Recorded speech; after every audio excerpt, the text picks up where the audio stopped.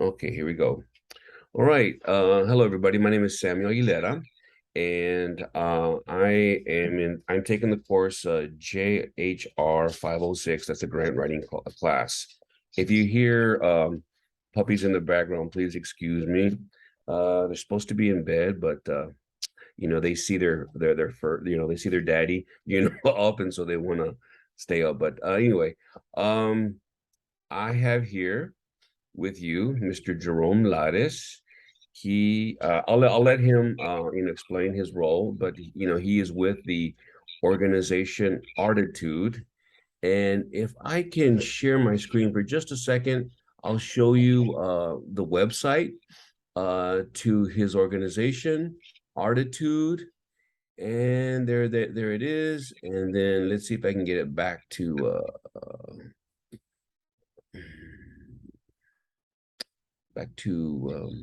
my screen. And it's going to be a little bit. Oh, yeah, stop sharing. Hello. It's been a while. Okay, and we're back. All right. So without further ado, Mr. Lattes, can you please explain your role with Arttitude? Yeah, I'm co-founder of the organization Arttitude. I co-founded Arttitude with Rafiq Saleh Flowers, who is Singaporean, but he used to live in the Dallas area. Um, and pretty much we started Arttitude because we saw a lack of representation of LGBT artists and other BIPOC artists in major galleries, museums across the city, but also and just other places, other museums across the US. And so we founded Arttitude through our programming to create spaces for LGBT artists and also help fund other artists in their projects as well. Great. Sounds like a terrific nonprofit. Can I ask you what your vision and mission are? Our mission is to create and support LGBT artists and BIPOC artists in whatever manner and in whatever art form that they may manifest. And we do that. Our vision is to do that through all of the arts, to create a voice and to tell the stories of our communities authentically. So that's what's very important because one thing that we see now, what we've seen in the past is like if you look at major museums, some of them, when they represent LGBT or BIPOC artists, the stories aren't really told the way authentically how we want to tell them. Sometimes they they put these artists up to tell their own narrative and not the narrative of the artist or the community they're trying to represent. So with Arttitude, which we try to change that. So and another way we turn the lens and let the artists speak for themselves. Oh, wow, that's amazing. And so who does your organization serve? We serve the LGBT community and BIPOC artists. It's very broad. Our mission is very broad, so we serve um, a lot of the age. There's really not an age, but usually what we see through our social media and people who interact with us, it is ages 18 to 45 are the majority, but we Mhm. serve everyone. So That's awesome. That's awesome. And this question is can be a little tricky, but I mean, um, I want to ask you, how does your organization embrace human rights or social justice principles? that's a good question because at first when we started the organization, we asked ourselves if we wanted to be political. And at first we didn't, but when you put artists together, especially LGBT artists and other BIPOC artists, those stories are going to come out of racial inequality, discrimination, immigration, especially through our programming of our Latinx artists. Those stories really, really do come out. And so, we in some ways it is political only because of the artists that we have chosen or in some our curated shows. Um, and But we kind of fell into that. Mm, an example of that is we have a Latinx program that is called Mariconex. If they don't understand, for those who are not Spanish speakers, that literally means faggot. Um, but we thought for us, we wanted to reclaim that term hmm. and use it as, and no, it's no longer a pejorative term for us, but it's more of a term of empowerment, and it doesn't have that same sting, that the power that that a negative term can have. So we flip that around. Um, Kind of like queer, the word yeah, queer. kind of like queer and things like that. So those the meaning of that has been changing, and how it impacts someone has changed. Hmm. Um, but through the Mariconex program, I remember our second show was at the Latino Cultural Center here in Dallas, and we always give opportunities to artists for artists to be at our shows so that they can speak to the people who are attending the shows, and so that we give them a real platform to also not only people see their work, but for them to hear about the art, hear about the work from the artists themselves.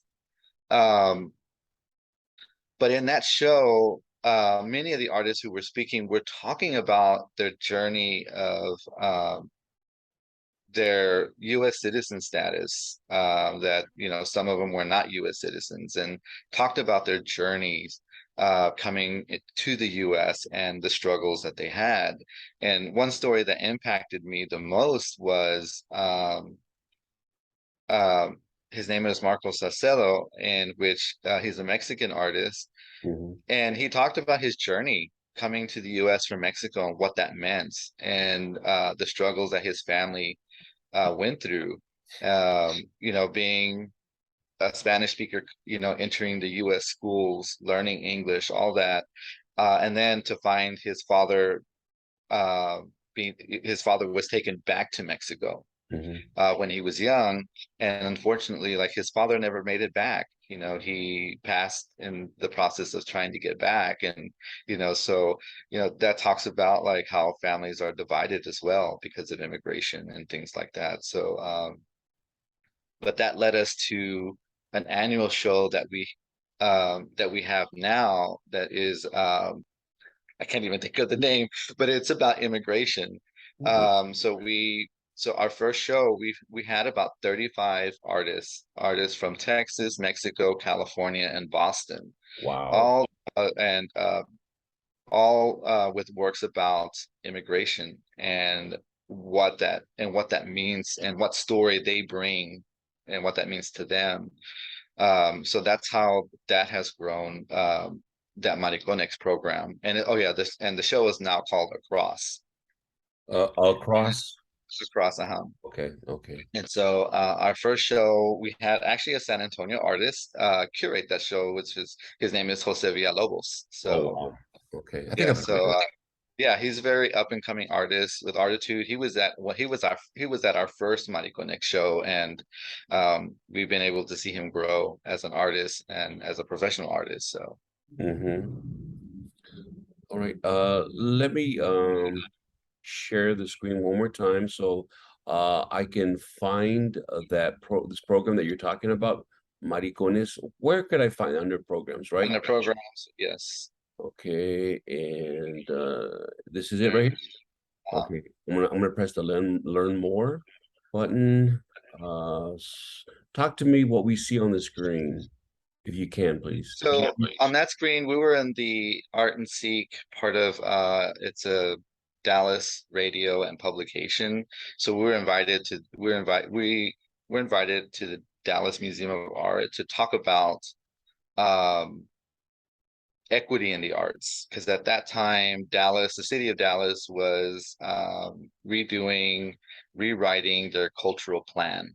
And so Mhm. they invited several artists to come up, and several organizations and artists to come up and talk about equity and what that meant for LGBT artists and equity in the city.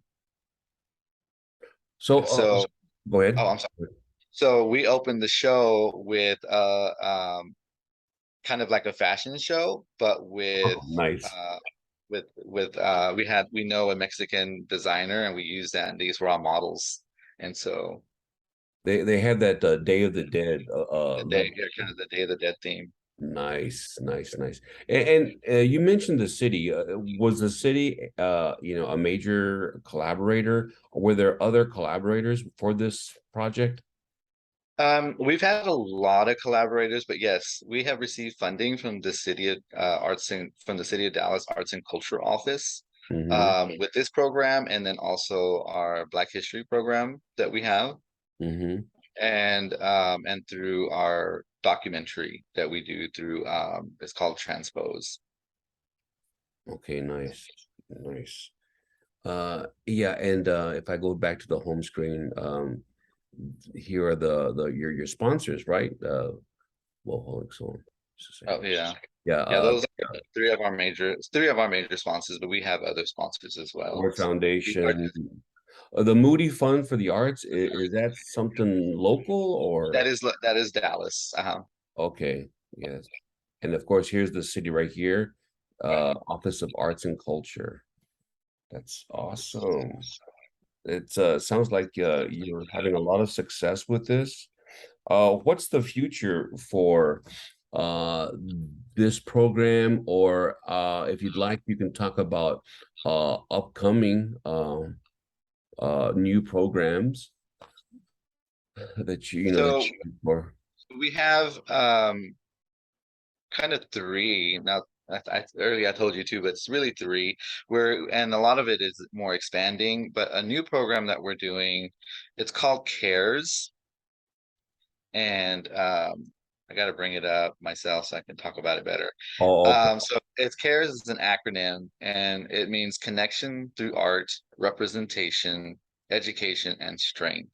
okay. So what we're trying to do here is create opportunities for to kind of talk about important topics related to HIV/AIDS, with the goal of increasing access and engagement to with Prism Health of North Texas, to talk about stigma, to reduce stigma, and enhance trust with the Prism Health system.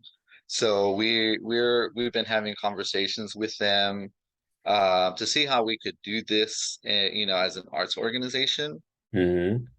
But what we will be doing is we'll primarily are focusing with Spanish speakers here in the Dallas area, the Dallas Fort Worth area, because 30% of the 36% of Dallas or the Dallas Fort Worth area, their first language is Spanish, and that is a major demographic that in some way are not testing, are not coming in.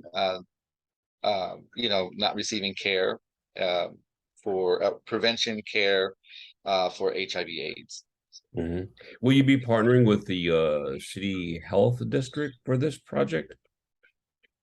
No, it's prime right now. This is kind of since we're starting it,